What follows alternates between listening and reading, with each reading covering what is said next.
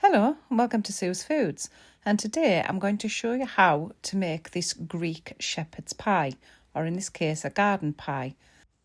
The difference with this pie is it's not topped with mashed potato, it's topped with cooked rice and cheese sauce instead. So let's make it together.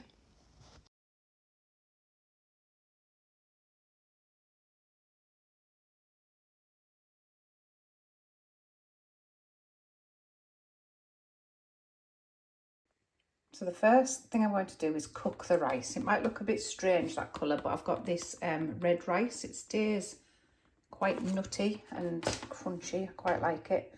But I'm going to cook that off and then I'm going to let it go cold.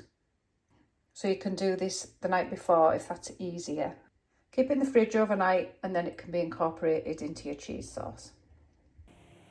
So for this recipe, you're going to need a tin of lentils, some tomato puree, a couple of cloves of garlic, a little bit of carrot, probably just half a carrot, a handful of frozen peas, some passata. Now I know this isn't passata, it was in the passata section and I've picked it up by mistake. It's a pasta sauce.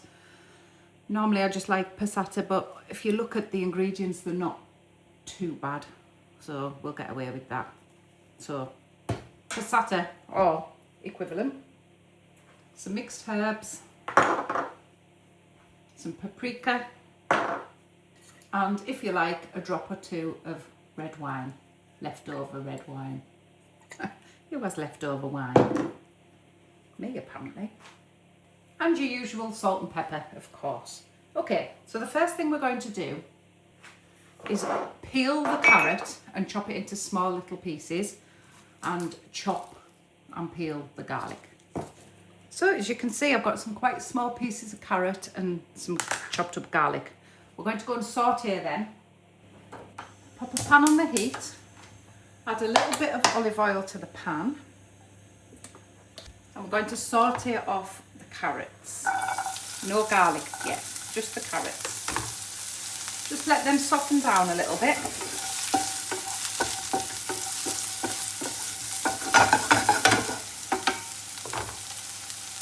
Got a sneaky bit of garlic in there and it smells delicious. When they've softened up a little bit, we're going to go in with the paprika. About a teaspoon. And the garlic.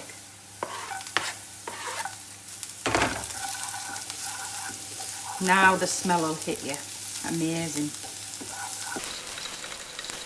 When that's all mixed in and blended, you're going to add in your drained lentils.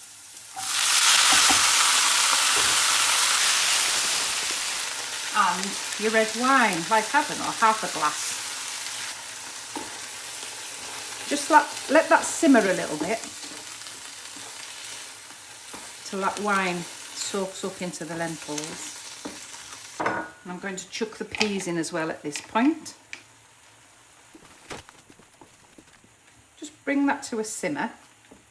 Then you're going to go in with your dried herbs. Again, about a good spoonful. A nice big squeeze of tomato puree. And splash in some of your passata, or pasta sauce in my case. Right, let's mix that all in. And we're just going to leave that to simmer and thicken for about 10 minutes. Not too high a heat, you can turn the heat down a little bit, but just give it about 10 minutes for all those flavours to absorb. If you find that it's getting a bit thick, you can add a little bit more passata along the way. But you want it quite nice and thick anyway. Now just a little final hint here. If you want a really nice savoury umami taste, go in with a spoon of Marmite at this point. If you don't like Marmite, you'll never tell anyway.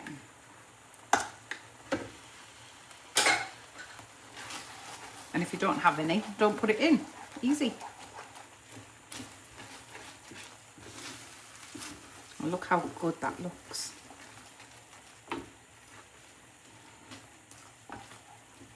Give it a taste at this point, see if you need some salt and pepper.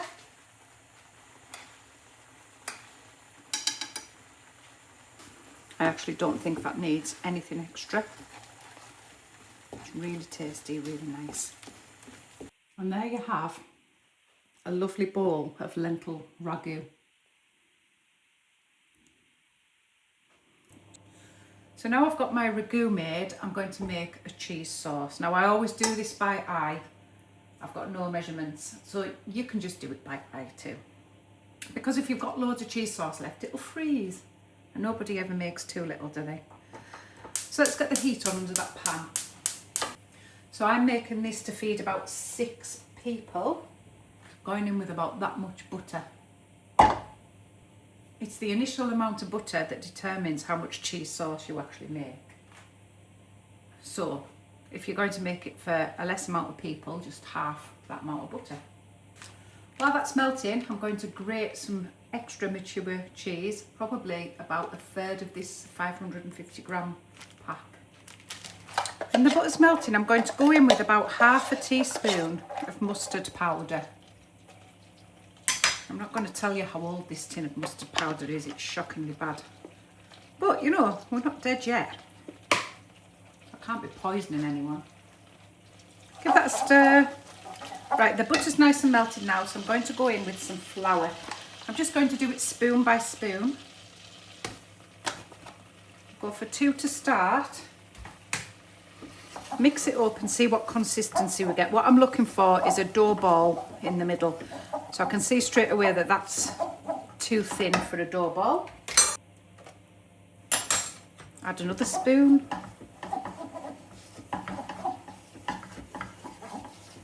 And I think I'll add a little bit more because it's still quite thin for what I want.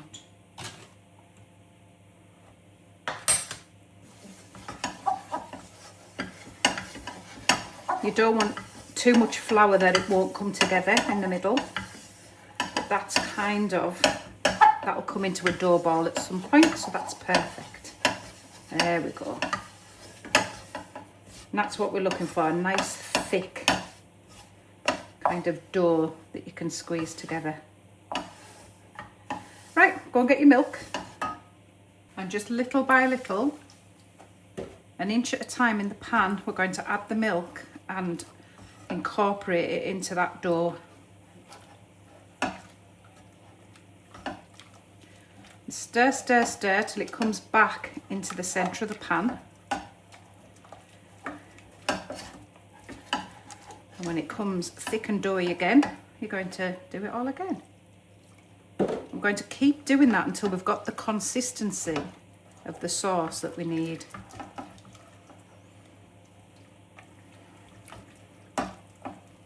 And this is the sauce that I use for macaroni cheese. I use it for lasagna. It's just a cauliflower cheese as well I use it for. And this dish that I'm doing today. Always get it back into a dough ball in the middle and you get the nice smooth sauce then.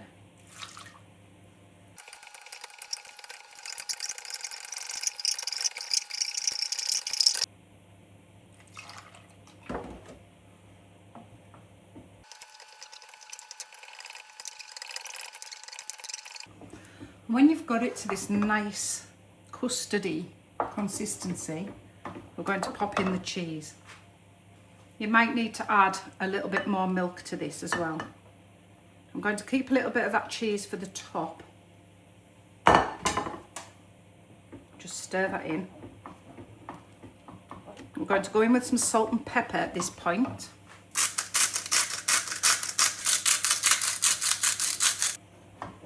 Get that cheese melted down and give it a taste.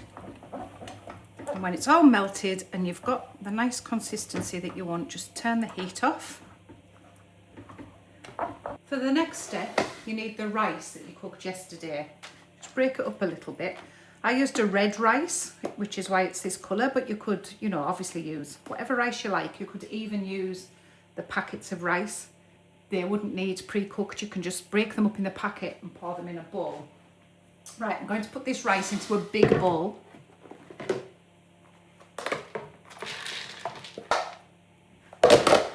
I'm going to pour my cheese sauce on top and give it a good stir. Make sure all that rice is covered in the cheese.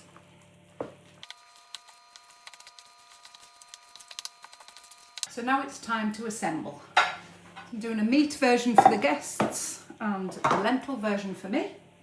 Into the dishes with the bolognese or ragu or whatever you've made. Just smooth that out a little.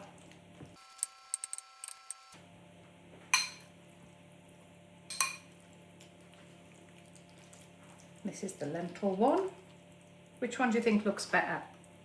Let me know in the comments. Right, and now we're going on top with your cheesy rice mix. I don't want to put it on too heavily in case it sinks, so just a little bit at a time.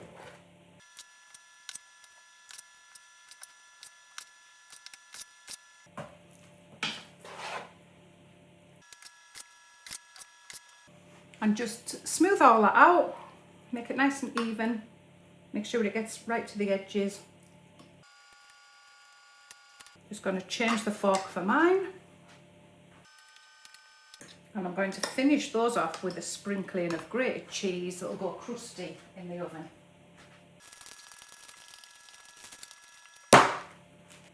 So these are going to go into the oven at gas mark 5 to 6 for about 30 minutes. Everything's already cooked, so it just needs heated through. And there we have our delicious Greek style shepherd's pie, or in this case, garden pie. And it's really, really tasty. So give it a go. Let me know if you try it. I'd be interested to hear what you think.